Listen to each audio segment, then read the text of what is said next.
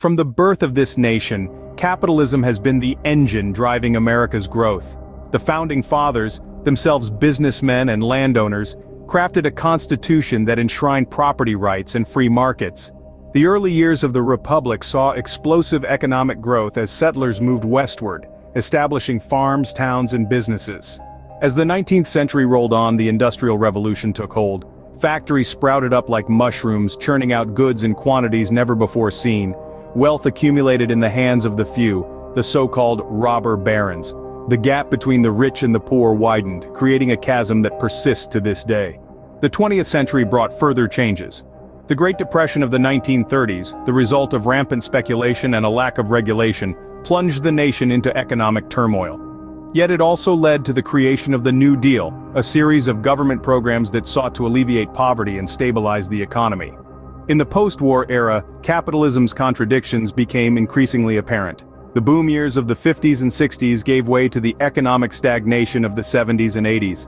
Deindustrialization led to job losses and the decline of once thriving communities. Meanwhile, Wall Street boomed, creating a new class of ultra-wealthy financiers. Fast forward to the early 21st century. The Great Recession of 2008 exposed the fragility of the capitalist system. Once again, unchecked greed and lack of oversight led to economic disaster. Yet, out of this crisis came the seeds of change. The past decade has seen a growing awareness of the social and economic inequities inherent in capitalism. Movements for economic justice, such as Fight for 15 and Occupy Wall Street, have gained traction. Scholars and activists are exploring alternatives to capitalism, from democratic socialism to worker-owned cooperatives. In the political realm, there is a renewed focus on addressing income inequality and corporate malfeasance. Candidates who once might have been marginalized for their progressive views are now gaining mainstream acceptance. The discourse around capitalism is shifting, and with it, the potential for change.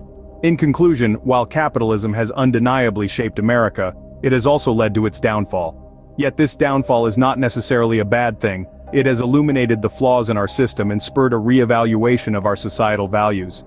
It has sparked a conversation about what kind of society we want to live in, and what economic model can best serve that vision. So perhaps the downfall of capitalism in America is not a tragedy, but an opportunity. An opportunity to build a more equitable, just, and sustainable society. An opportunity to redefine what prosperity means and who it should benefit. An opportunity to rethink America.